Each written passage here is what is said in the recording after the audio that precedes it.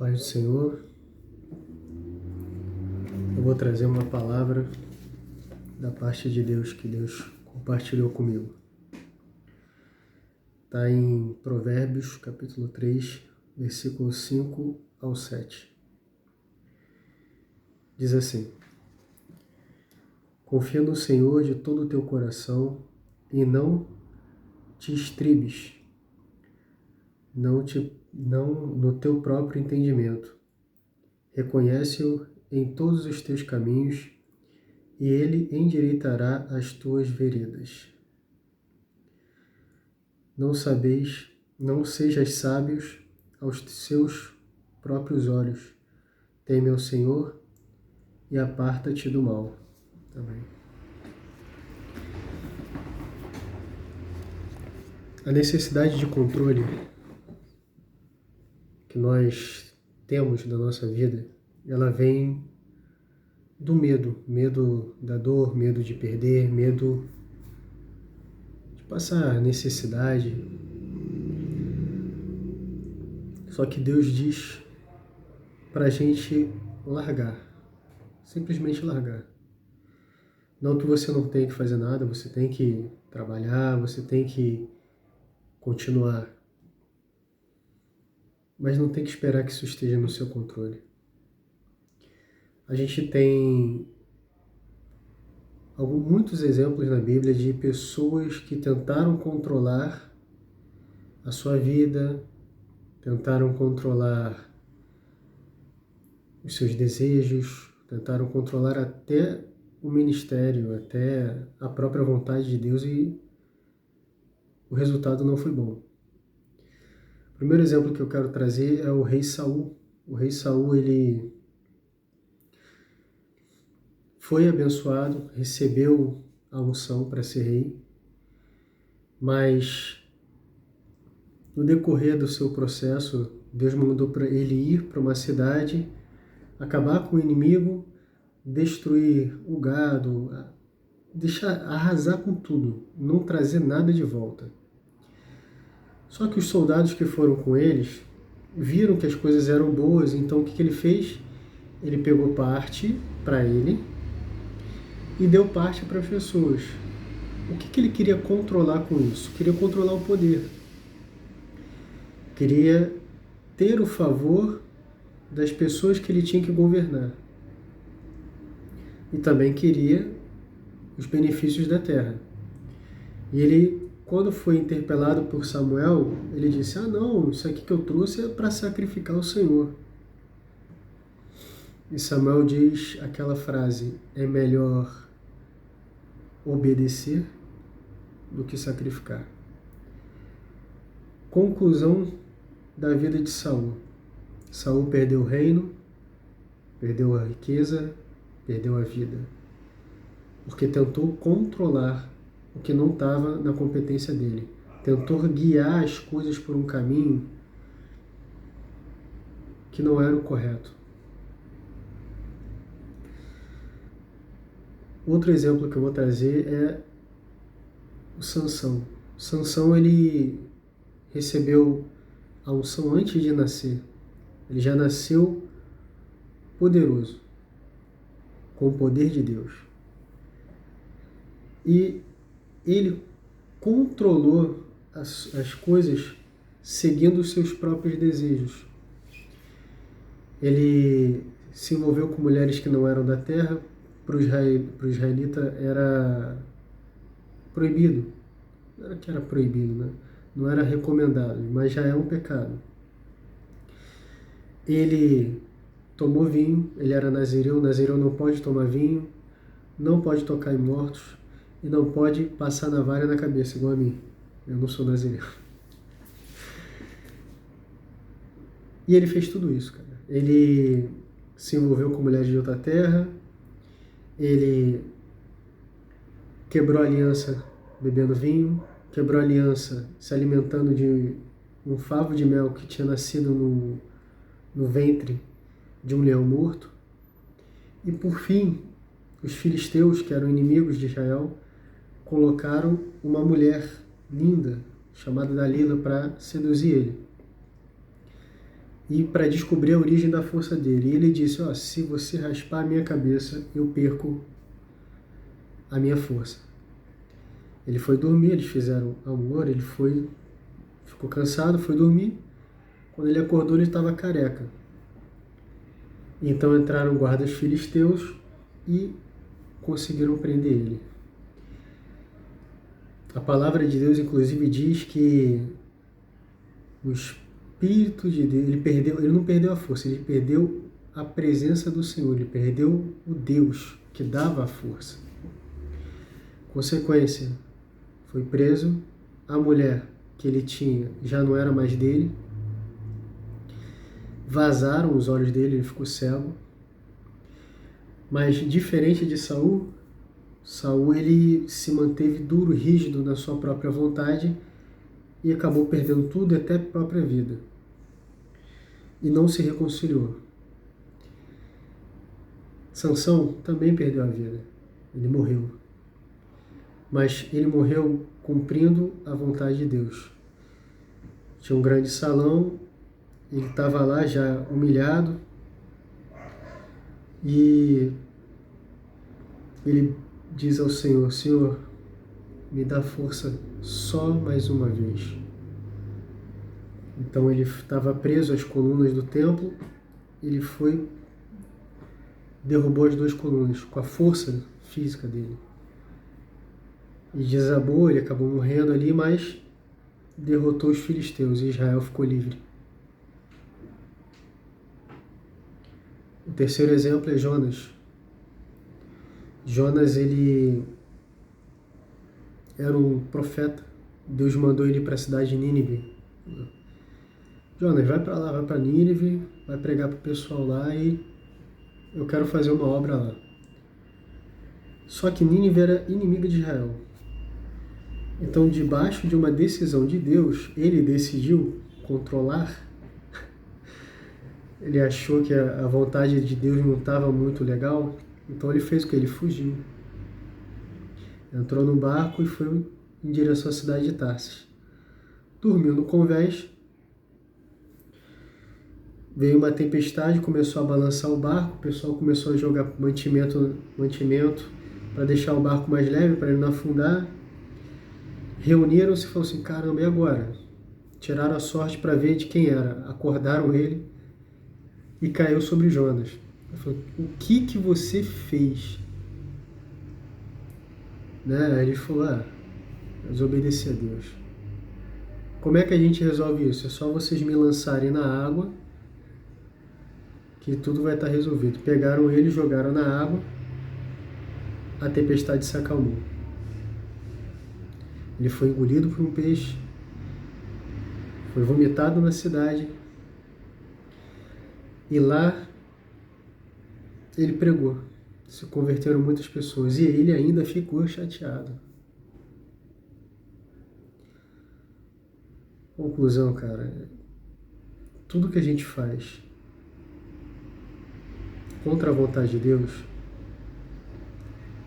o nosso fim é tenebroso. Não que fins tenebrosos não aconteçam com pessoas justas, acontecem.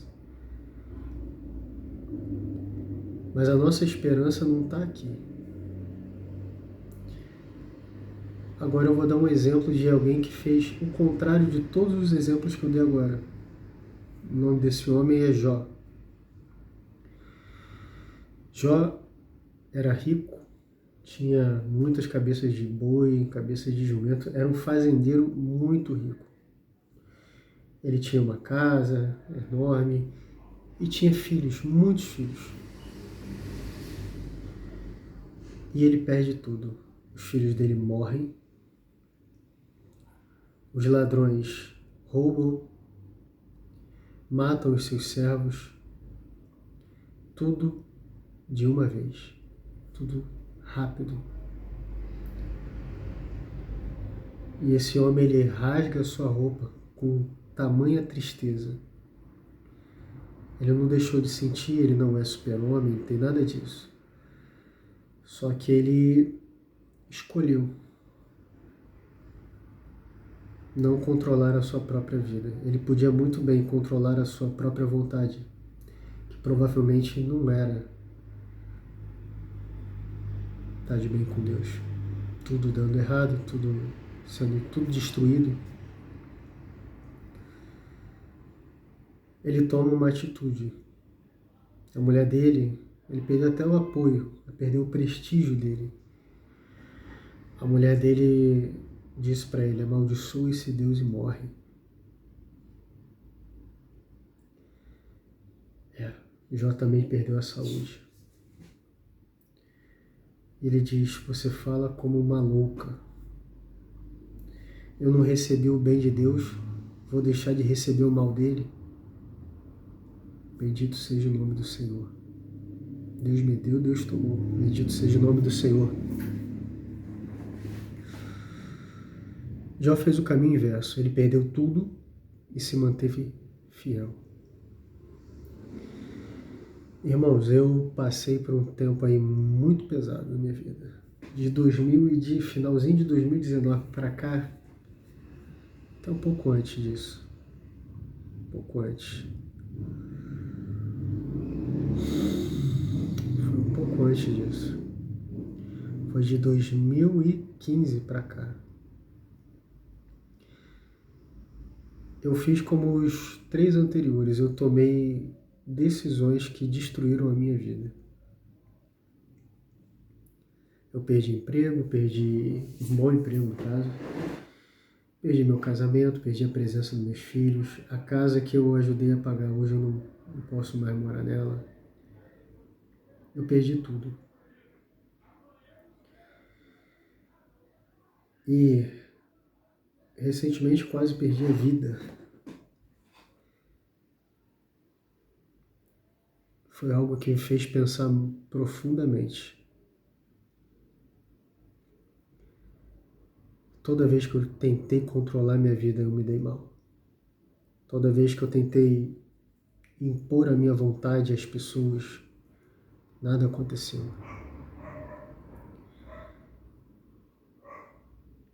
Necessidade de controle, ela vem de medo. E a palavra diz que o perfeito amor lança fora todo medo. E a palavra também diz que Deus é amor.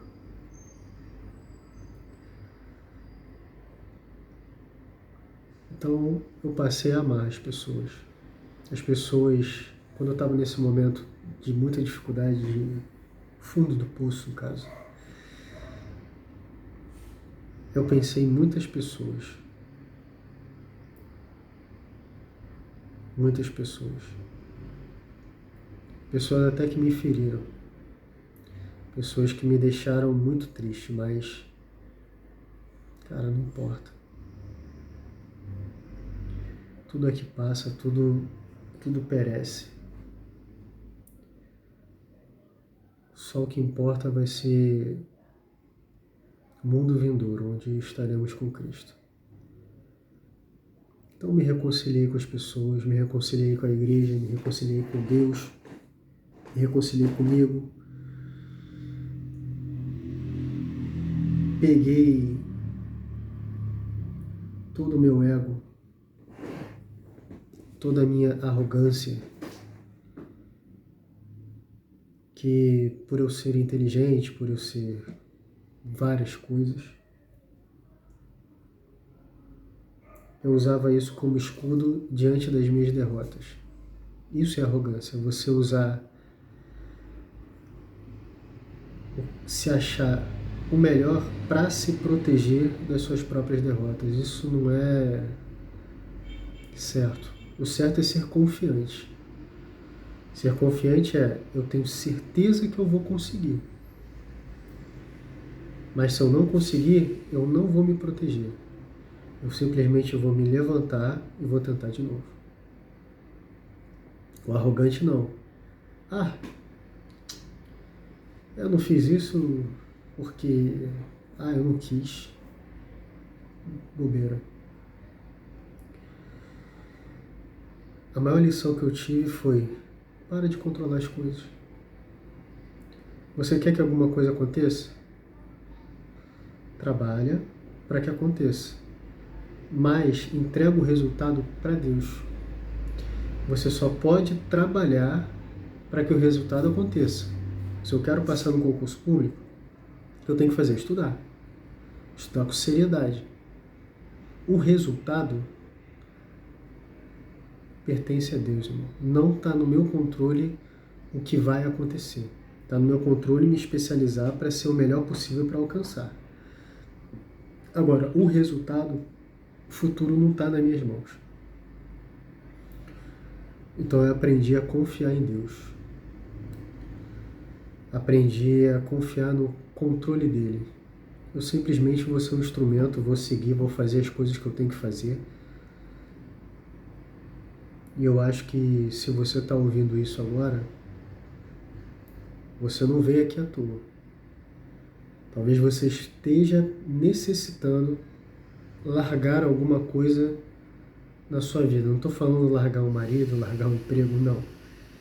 Largar o controle dessas coisas. Sua esposa saiu de casa? Cara, faz a tua parte. Quer ela de volta? Faz a tua parte. Se vai voltar ou não, não está no seu controle. É coisa de Deus. Você está passando dificuldade no seu emprego, seu chefe está muito irritado contigo? Faça a sua parte. Se ele vai mudar, se as situações vão mudar, está no controle de Deus. Às vezes a gente acha que é algo bom, algo que aos nossos olhos é bom, aquilo vai ser altamente destrutivo para a gente. Caraca, eu consegui um emprego excelente, estou ganhando milhões. Mas esses milhões e esse emprego afastam você. Não estou falando para você largar o emprego, não seja burro. Você vai pegar, esse emprego está me afastando, vamos supor, de Deus, está me afastando da minha família, está acabando com a minha saúde. Ok, mas eu tenho esse emprego. Eu vou usar esse emprego para me especializar, para mudar de área ou para trabalhar menos. A gente não pode ser burro. Eu vou abandonar. Não. Você está querendo controlar o resultado. Você tem que agir com inteligência. Essa é uma reflexão de hoje. Segunda reflexão, né, que eu estou trazendo, colocando em prática o dom que Deus me deu. Tá? E que o Senhor possa te iluminar, trazer paz, serenidade para a vida de todo mundo que escute e que reflita sobre esse pequeno sermão que eu estou expondo aqui, tá bom? Que Deus te abençoe e fica com Deus.